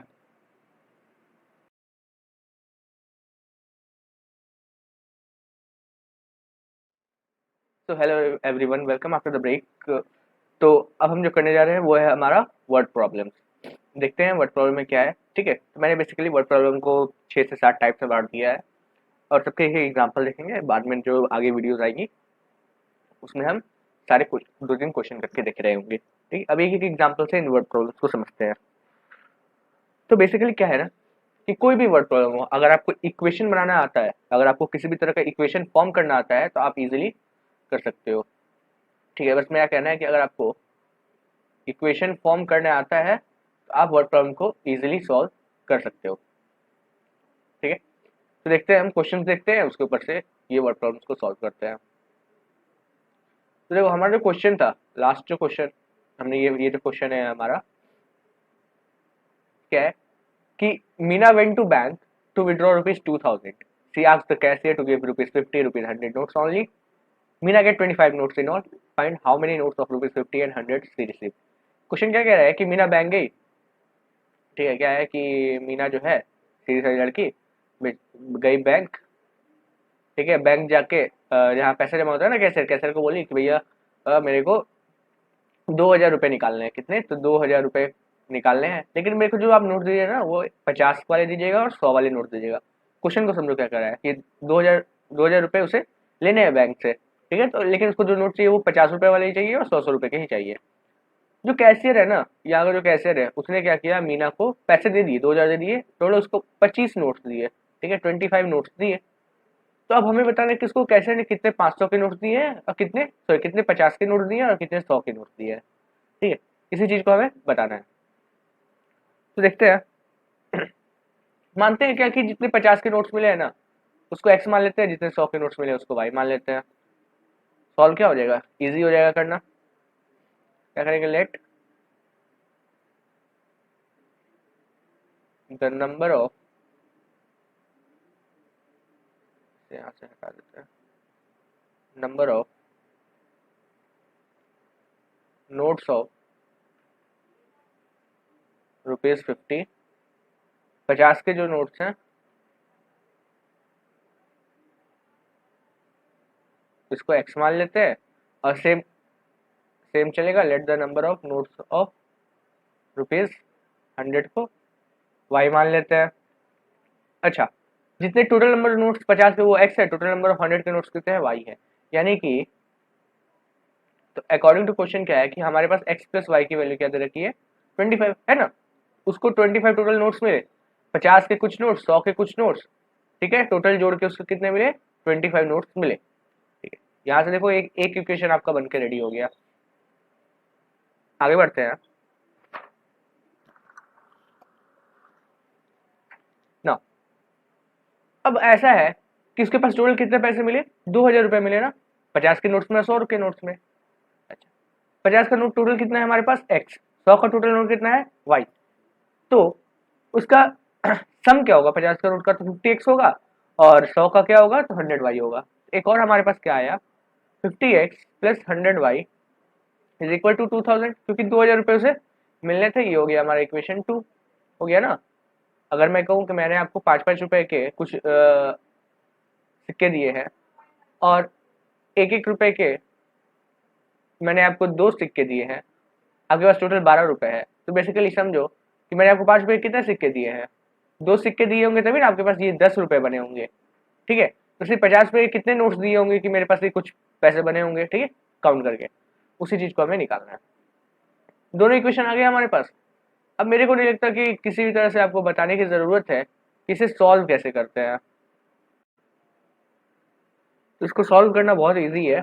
आप चाहो तो जो हमारा पिछला वाला इक्वेशन था मैं यही लिख लेता हूँ, जो हमारा फर्स्ट वाला इक्वेशन था। ठीक है, नीचे लिख लेते, इसको हटाते हैं यहाँ से। फर्स्ट वाला जो इक्वेशन था x plus Y is equal to 25, ठीक है, और जो दूसरा वाला इक्वेशन है, दिमाग कहाँ जा रहा, क्या बन रहा है आज ये, 50x plus 100y is equal to 2000। ये जो दोनों इक्वेशन हमारे पास है, इसको इजीली सॉल्व कर सकते हैं। आप सब्स्टिट्यूशन मेथड लगाना, आप एलिमिनेशन मेथड लगाना, जो भी लगाना, ये मैं आपके ऊपर छोड़ता हूँ। मैं बस आपको बताता हूँ कि आपकी जो x और y की वैल्यू आएगी, इसको सॉल्व करने के बाद वो क्या आएगी। तो आपकी जो y की वैल्यू आएगी वो आएगी 15 और x की वैल्यू आएगी 10। यानी कि कैशियर ने उसे 15 100 रुपए के नोट दिए और 10 50 रुपए के नोट दिए। काउंट करो आप, 15 100 रुपए के नोट अगर उसने दिए होंगे तो उसके पास 1500 ये होंगे और ये होंगे 50 के 10 होने 500 ये, और ये टोटल कितना होता है, 2000 हो जाता है। ठीक है, तो ये हो गया हमारा टाइप 1 का प्रॉब्लम सॉल्व। और टाइप 1 के प्रॉब्लम ऐसे ही रहेंगे। ठीक है, ऐसे रहेंगे जो नंबर बेसिस पे रहेंगे, आपको नंबर्स दिए रहेंगे। ठीक है, तो बेसिकली करना क्या होगा कि 2 वेरिएबल को इसमें आपको इन्वॉल्व करना होगा और कंडीशन के हिसाब से सॉल्व करना होगा। सारे टाइप्स ऐसे ही सॉल्व होते हैं लगभग, कुछ अंतर नहीं है। Now moving to the type 2। Type 2 का जो हमारा क्वेश्चन लिया हुआ है ना, वो है आपको बेसिकली डिजिट्स के बेसिस पे। ठीक है, अब कहता क्या है ये हमारा क्वेश्चन, क्वेश्चन पढ़ लो। ठीक है, और क्या करो, y को एक यूनिट डिजिट वाले प्लेस पे मान लो या x को मान लो, और एक को यूनिट डिजिट वाले पे मान लो, एक को आप टेंस प्लेस वाले पे मान लो। ठीक है, जैसे मान लेते हैं x जो है वो क्या है हमारा यूनिट डिजिट है और y जो होगा वो हमारा क्या होगा, टेंस प्लेस वाला होगा। ठीक है, इस टाइप के क्वेश्चन वैसे ही करेंगे जब 2 डिजिट पे आएगा, मान लिया। और हमें जो रिक्वायर्ड नंबर निकालना होगा ना, इसमें जो हमारा रिक्वायर्ड नंबर होगा ना वो क्या होगा, 10x plus Y,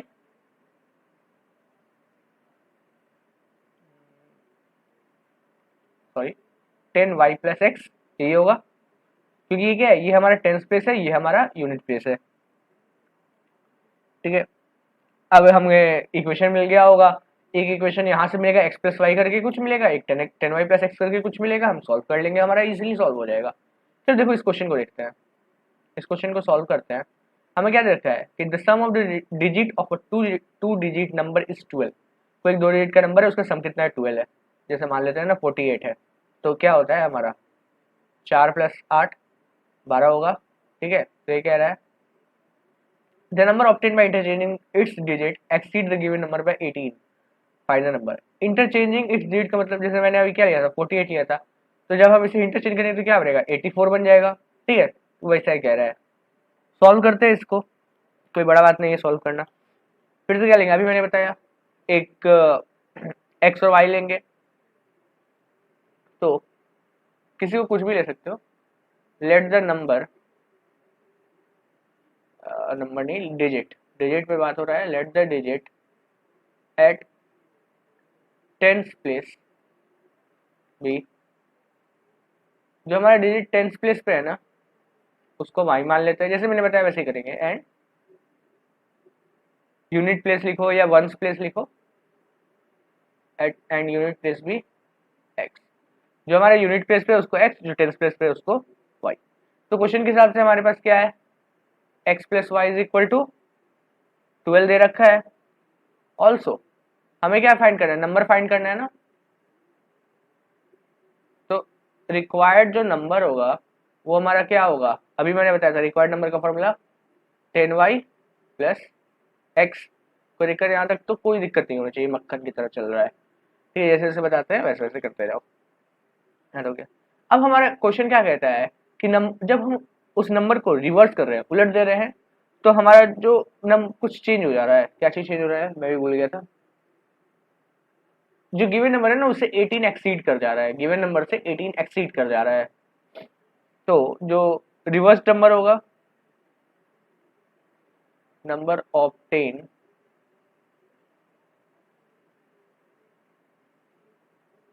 by reversing, reverse करने पे जो नंबर हमें ऑब्टेन मिल रहा हो रहा है वो क्या, 10y प्लस वहां x था तो यहाँ क्या हो जाएगा 10x प्लस वाई हो जाएगा, कोई दिक्कत नहीं। 10y प्लस एक्स था वहां पे तो यहाँ हो गया 10x प्लस वाई। गुड। अब क्या कह रहा है कि दोनों में डिफरेंस आ रहा है 18 का, यानी कि इसमें ये इसमें और ये जो लास्ट वाला है हमारा इसमें, इन दोनों में डिफरेंस आ रहा है कितना का, 18 का। तो नाउ हम क्या कह सकते हैं, 10x प्लस वाई में अगर मैं माइनस करूं 10y प्लस एक्स को, तो हमारा जो डिफरेंस आ रहा है वो कितना आ रहा है, 18 का आ रहा है। देखो इसे सॉल्व करोगे ना तो 10x और ये होगा माइनस एक्स, तो यहाँ से 9x और minus 9y is equal to 18 आ जाएगा। यहाँ से अगर 9 कॉमन करोगे तो x माइनस वाई की वैल्यू आ जाएगी 18, यानी कि x माइनस वाई की वैल्यू आ जाएगी 2, क्योंकि 9 इधर आके डिवाइड में आ जाएगा, x माइनस वाई की वैल्यू आ जाएगी 2। ये हो गया हमारा एक इक्वेशन, सॉरी ये हो गया हमारा दूसरा इक्वेशन। हमारे पास पहला इक्वेशन पहले ही हमें मिल चुका था ना, यहाँ पे हमें मिल गया था पहला इक्वेशन। देखो x प्लस वाई 12 है और x माइनस वाई 2 है। यहाँ से अब आप सॉल्व करो, चलो मान लेते हैं x इज इक्वल टू क्या, x इज इक्वल टू यहाँ से क्या होगा 2 प्लस वाई होगा, और पिछला इक्वेशन क्या था, x plus Y is equal to 12। X पे पुट कर देते हैं, ठीक है मैं डायरेक्ट कर रहा हूँ, आप लिख लेना। जैसे इन इक्वेशन 1 में पुट करेंगे तो हमारा क्या आ जाएगा, x प्लस वाई 2 था, x की जगह पे 2 plus Y minus Y, 2 plus Y is equal to 12। यहाँ से देखो तो y की वैल्यू जो निकल के आएगी ना वो आ जाएगी 10/2 यानी कि 5, y की वैल्यू आ जाएगी 5। सिमिलरली सॉल्व करोगे तो x की वैल्यू आ जाएगी 7। 5 और 7 हमारा जो रिक्वायर्ड नंबर था वो क्या था, इसी पेज में कंप्लीट करेंगे इसे हम, मैं नहीं जाऊँगा दूसरे पेज में, ठीक है व्हाट्सअप करने वाला। हमारा जो रिक्वायर्ड नंबर था वो क्या था, देखो तो रिक्वायर्ड नंबर का फॉर्मूला क्या बनाया था, 10y प्लस एक्स, यही था ना हमारा फॉर्मूला, 10y प्लस एक्स, यानी कि 10 इंटू 5 प्लस 7, यानी कि हमारा जो रिक्वायर्ड नंबर था वो क्या था 57, जो है हमारा रिक्वायर्ड नंबर है।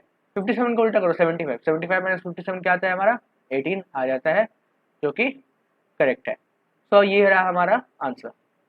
तो बेसिकली इस टाइप के क्वेश्चन में आपको ऐसा ही देखने को मिलेगा, नंबर्स के बेसिस पे, डिजिट के बेसिस पे, और आपको पता है किसको क्या मानना है, रिक्वायर्ड नंबर का फॉर्मूला क्या है, आप इजिली सॉल्व कर सकते हो ना। Moving to the next type, third type के क्वेश्चन पे आ जाते हैं। अब थर्ड टाइप का क्वेश्चन करता है चार्ज और प्राइसेस पे। चार्ज और प्राइसेस पे कहने का मतलब क्या है मेरा, जैसे मान लो ट्रेन का कॉस्ट दे देगा, ट्रैवलिंग का, टैक्सी का, जैसे कि यहाँ पे क्वेश्चन ले रखा है मैंने कि the taxi charge in a city consist of fixed charge together with the charge for a distance covered for a distance of 10 km, the charge varies rupees 105।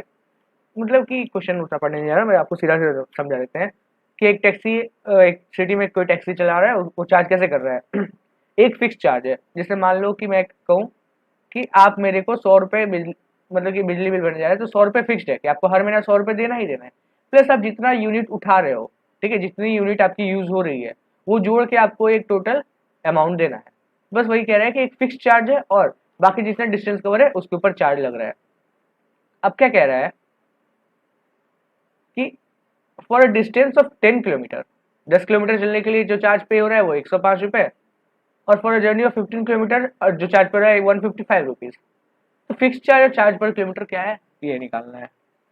हमें पता है दोनों अननोन है ना, फिक्स चार्ज ये भी हमें पता नहीं है, चार्ज पर किलोमीटर डिस्टेंस है भी हमें पता नहीं है, एक को एक्स ले लो एक को वाई ले लो और फिर से सॉल्व कर दो, इक्वेशन बना लो, बस इतना ही तो करना है। लेट हम क्या करेंगे,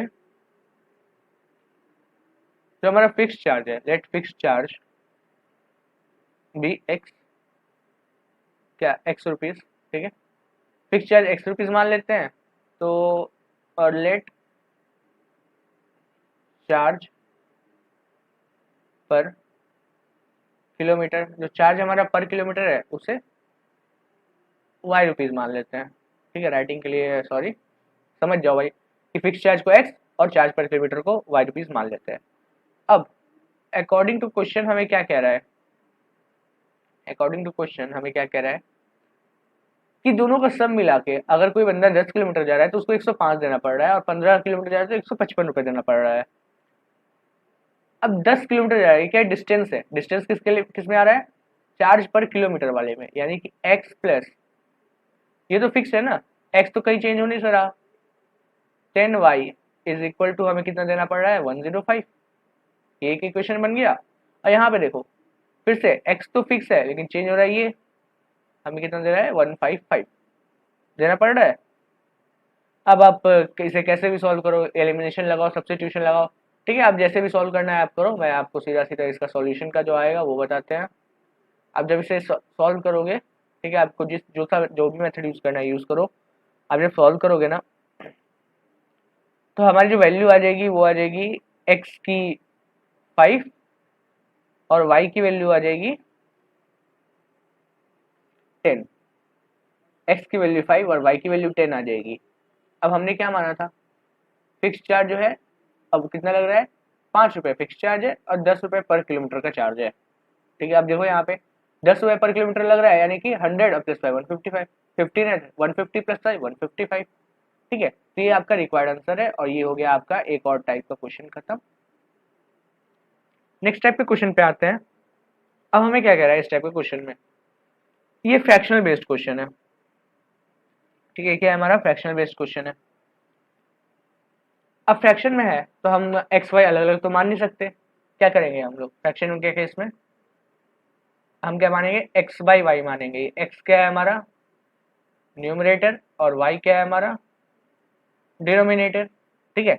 इस फॉर्म में हम मान लेंगे और उसके बाद लीनियर इक्वेशन को फॉर्म करेंगे, देखते हैं कैसे। देखो हमें क्वेश्चन क्या दे रखा है, the sum of the numerator and the denominator of a fraction is 12, if the denominator is increased by 3 the fraction become 1/2, ठीक है, यहाँ फुल स्टॉप है, find the fraction.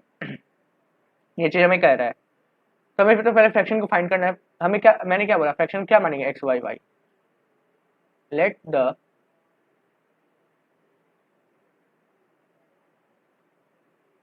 Required fraction equal to X by Y, required fraction को हमने क्या मान लिया x by Y मान लिया। देन अब क्या कह रहा है, न्यूमरेटर और डिनोमिनेटर का सम फ्रैक्शन का 12 है, ये न्यूमरेटर है ये डिनोमिनेटर है, यानी कि x प्लस वाई का वैल्यू हमें दे रखा है 12। अब कह रहे हैं डिनोमिनेटर को 3 से इंक्रीज कर दे तो हमारा जो फ्रैक्शन है ना वो हाफ हो जाएगा। हाँ तो क्या ही दिक्कत है, द फ्रैक्शन बिकम 1/2, फ्रैक्शन की वैल्यू ना कि एक्स बाई वाई जो है वो हाफ हो जाएगा, नहीं नहीं, ये फ्रैक्शन की वैल्यू दे रखी है ना, ये एक्स प्लस वाई जो 12 हो गया, ये यहाँ से हमारा एक इक्वेशन मिल गया।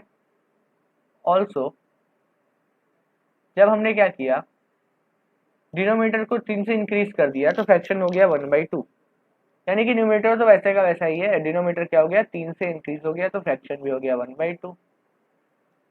वाह जी वाह। इसे आप सॉल्व कर लो तो 2x is equal to Y plus three, यानी कि 2x minus Y is equal to, ये आ गया आपका दूसरा इक्वेशन। आपके पास दोनों इक्वेशन है लीनियर इक्वेशन के फॉर्म में, और उतना मैं बताते आ रहा हूँ और मेरे को नहीं लगता कि आपको बताने की ज़रूरत है कि किस मेथड से सॉल्व करना है या कैसे सॉल्व करना है। सॉल्यूशन बता देते हैं, आंसर क्या आने वाला है आपका। सॉल्व करो, x की वैल्यू 5 आ जाए, y की वैल्यू 7 आ जाए, तो कि हाँ भैया आंसर सही है। तो रिक्वायर्ड फ्रैक्शन क्या होगा, रिक्वायर्ड फ्रैक्शन जो होगा वो होगा 5/7। ठीक है, नाउ नेक्स्ट स्टेप पे क्वेश्चन पे आते हैं। अब ये आ जाता है हमारा क्वेश्चन एज के बेसिस पे, किसी पर्सन का एज निकालना है। अब मान लेते हैं हम तो वन वेरिएबल पढ़ नहीं रहे हैं कि एक ही पर्सन का एज निकालने बोलेगा, यहाँ पे दो दो पर्सन का एज निकालने को बोलता है। ठीक है, दो दो पर्सन का हमें जब एज निकालने को बोलता है तो फर्स्ट वाले का एज को आप x मान लो, सेकंड वाले के एज को आप y मान लो। ठीक है, अब क्या करो, कंडीशन पे इसको पुट करो और सॉल्व करो, बस इतना ही तो करना है, ये तो बच्चा वाला है। अब क्या कह रहा है क्वेश्चन, क्या कह रहा है, 5 year hence the age of Jacob will be 3 times that of his son. 5 years ago Jacob's age was 7 times that of his son. What are their present ages? Question में कुछ हमें डिटेल में दिया हुआ नहीं है, लेकिन इतने से हमें बहुत सारी चीजें दे दी है। कह रहे हैं कि 5 साल बाद जो जैकब का एज होगा ना, ये हमारे है जैकब भैया और ये है उनके बेटे। ठीक है, छोटे हैं अभी। तो 5 साल बाद जो जैकब का एज होगा ना, ये जो जैकब का एज 5 साल बाद जो होगा वो इससे क्या होगा, 3 टाइम्स हो जाएगा। लेकिन 5 साल पहले का जो एज है, ठीक है, 5 साल पहले का जो एज है जेकब जो थे ना वो सेवन के अपने 7 टाइम्स थे। ठीक है, तो दोनों का प्रेजेंट एज निकालना है। मैं सबसे पहले क्या कहा, उनके प्रेजेंट एज को क्या मान लो, एक्स वाई मान लेते हैं। Let present age of Jacob and its son be X and Y years respectively. क्या क्या है हमने, एक्स और वाई ईयर्स रिस्पेक्टिवली, इनके प्रेजेंट एज को हमने मान लिया, कोई दिक्कत नहीं। तो 5 साल बाद जेकब का एज आफ्टर 5 years, जैकब का एज 5 साल बाद क्या हो जाएगा हमारा। अगर हमने जैकब के एज को एक्स माना है तो 5 साल बाद एक्स प्लस 5 years, और सन ही लिखते हैं, सन का एज क्या हो जाएगा, वाई प्लस 5 years। अब यहाँ पे आता है कहानी में एक ट्विस्ट। क्या कहा कि जेकब का एज से क्या हो रहा है, 5 साल बाद 3 टाइम्स हो रहा है ना जेकब अपने बेटे के एज से, यानी कि अकॉर्डिंग टू क्वेश्चन जेकब का एज क्या है, x+5 है, वो क्या हो रहा है, अपने सन का एज क्या है, y+5, इसके एज का 3 टाइम्स होगा तब नहीं इसके बराबर आएगा, यानी कि x+5 = 3y+5। सॉल्व कर लो इसे, सॉल्व करने पे आपको मिलेगा x minus 3y is equal to 10। ठीक है, ये निकल गया हमारा एक इक्वेशन। अब 7 साल पहले की कहानी, ठीक है, हम चलते हैं पास्ट में। 7 साल पहले की कहानी, 7 साल पहले की कहानी थी कि 5 साल, अच्छा 5 साल पहले की ही कहानी है। तो अगर प्रेजेंट एज अभी एक्स है तो 5 साल पहले जैकब का एज कितना होगा, 5 years बिफोर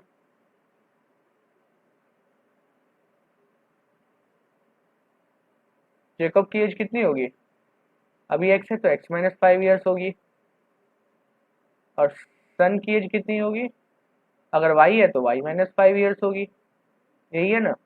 अच्छा फिर से आ जाओ, क्वेश्चन क्या कहता है फिर से कि ये जो जैकब भैया है वो अपने सन से इस बार 7 टाइम्स है, कितने हैं, 7 टाइम्स है अपने सन से, हमने लगा दिया। अच्छा जब इसे सॉल्व करोगे तो अब हमारे पास जो इक्वेशन निकल के आएगी वो आएगी x minus 7y is equal to -30।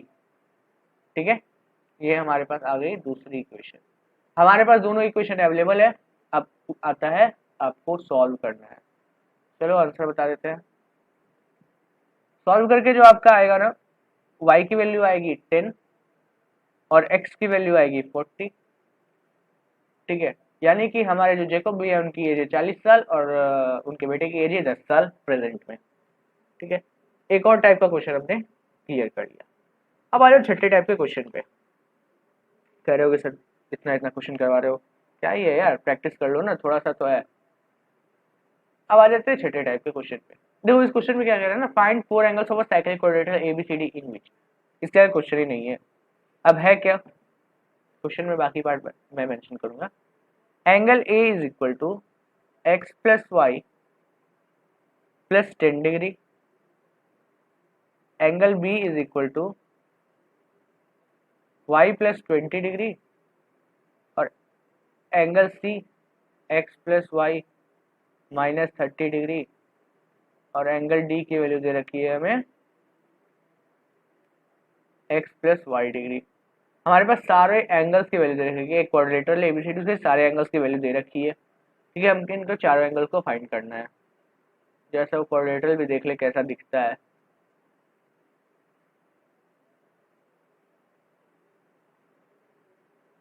ठीक है, कुछ ऐसा दिखता है।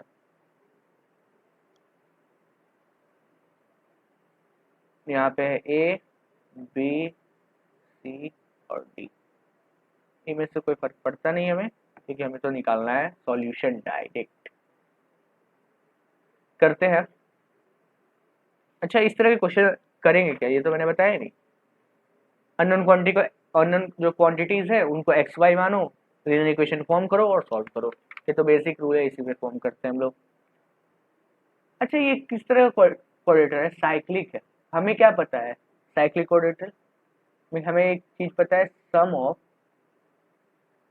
Opposite angles of a cyclic quadrilateral का क्या होता है वैल्यू, 180 डिग्री। देखो तो बी के अपोजिट डी है, ए के अपोजिट सी है, यानी कि अगर हम angle A plus angle C करते तो हमारी वैल्यू आती है 180 डिग्री। ठीक है ना, करते जरा sir. X plus Y plus 10 plus X plus Y minus 30 is equal to 180, हो जाएगा। आप बी और डी भी ले सकते थे, कोई बड़ा बात नहीं है, बड़ा ही ले लेते हैं। मैं क्या ही दिक्कत हो रहा है ना। तो यहाँ से आ जाएगा 2x प्लस 2y, और 10 - 30 हो जाता है -20 इज इक्वल टू 180। यहाँ से देखो 2 कॉमन हो जाएगा, -20 हो जाएगा, पॉजिटिव में बदल जाएगा। तो हमारा जो आएगा x plus Y is equal to 200/2, यानी कि 100। ये बन गया इक्वेशन 1, बन गया। अब आ जाओ बाकी जो दो बचे हैं, ले लो दूसरा। Also angle B plus angle D की वैल्यू होगी 180। हमारे पास एंगल बी क्या है, y प्लस 20, एंगल डी क्या है, x प्लस वाई। ठीक है, यही ना है दोनों, इज इक्वल टू 180। मेरे को उम्मीद है कि आप इसको सॉल्व कर लोगे। डायरेक्ट सॉल्व करके लिखते हैं तो हमारे पास आएगा x plus 2y is equal to 160 degree. हमारे पास मिल गया दूसरा इक्वेशन। दोनों इक्वेशन बहुत ईजी है, दोनों इक्वेशन को सॉल्व करो, एलिमिनेशन लगाओ, सब्स्टिट्यूशन लगाओ, जो लगाना है लगाओ, सॉल्व करो। आपकी जो x की वैल्यू आ जाएगी फाइनली वो हो जाएगी 40, और y की वैल्यू आ जाएगी फाइनली 60। हमारे पास दोनों वैल्यूज मिल गई। अब इस वैल्यूज को उठा के क्या है हमारे पास, angle A, angle B, angle C और एंगल डी, ये जो वैल्यूज है ना, इनको उठा के इनके वैल्यूज में, इनके गिवन इक्वेशंस में पुट कर दो, जो कि हमारे पास ये दे रखे हैं ना, X plus Y plus 10, Y plus 20। ठीक है, सब पे पुट कर दो, आपका आंसर आ जाएगा ना। सेवेंथ टाइप और जो लास्ट टाइप है, ठीक है, और वीडियो भी एंड होने वाली है।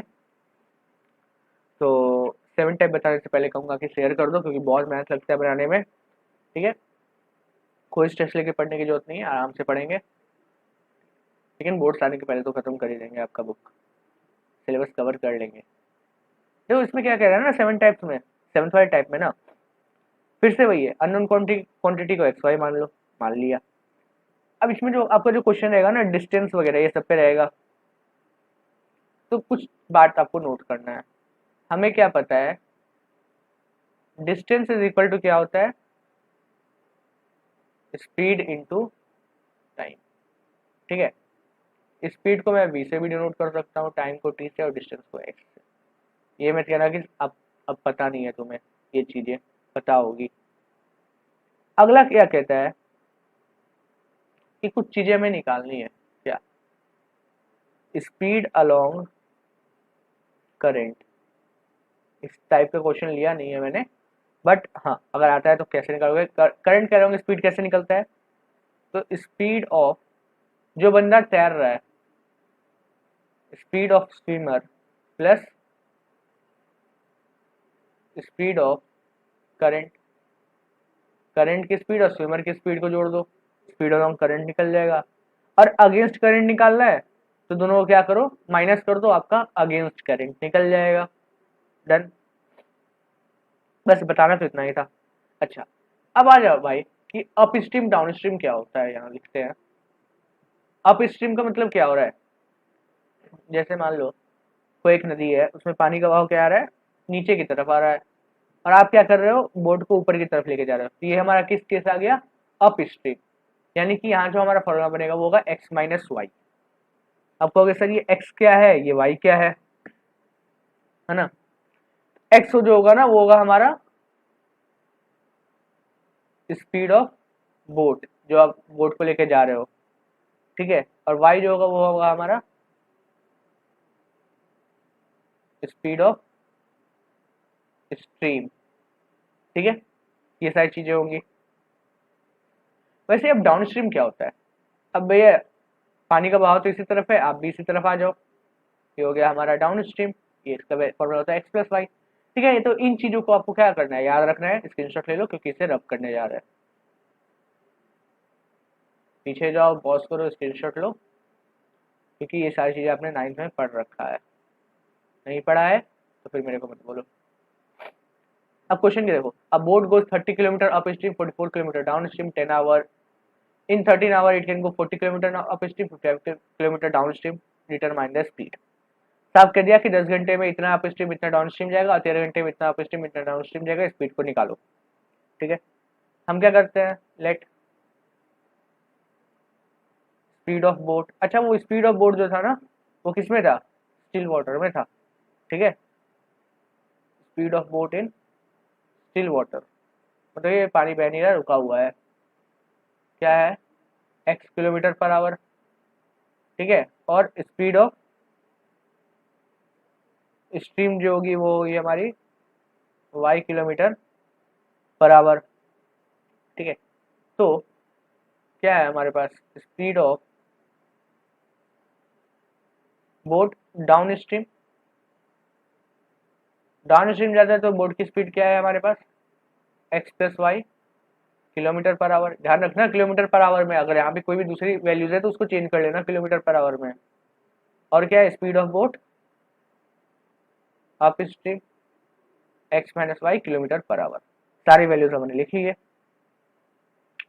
अब भैया अगर हमारा बोट अप स्ट्रीम जा रहा है तो कुछ टाइम लग रहा है कि नहीं उसे, वैसे अगर वो डाउन स्ट्रीम आ रहा है तो उसको कुछ टाइम लग रहा है कि नहीं, तो उस टाइम को कुछ मानेंगे ना। तो व्हेन बोट गोज 30 किलोमीटर, हमारा जब बोट गया 30 किलोमीटर अप स्ट्रीम, जब हमारा बोट 30 किलोमीटर अप स्ट्रीम गया तो क्या कहते हैं कि late time taken B T1, उसको कोई एक T1 टाइम लगा, T1 आवर्स, ठीक है। तो हमें क्या पता है, टाइम, टाइम की फॉर्मूला क्या होती है, speed is equal to distance upon time, distance is equal to speed into time, and time is equal to distance upon speed. यानी कि T1 की फॉर्मूला, डिस्टेंस है हमारे पास 30, कहाँ जा रहा है, अप स्ट्रीम जा रहा है, अप स्ट्रीम में अभी बताया क्या होता है एक्स माइनस वाई। ये बन गया आपका एक इक्वेशन, ठीक है। यहाँ से सॉल्व कर लेना, क्या ही करना है, कुछ करना तो है नहीं, दो टाइम में मिल जाएगा अभी। अच्छा, व्हेन बोट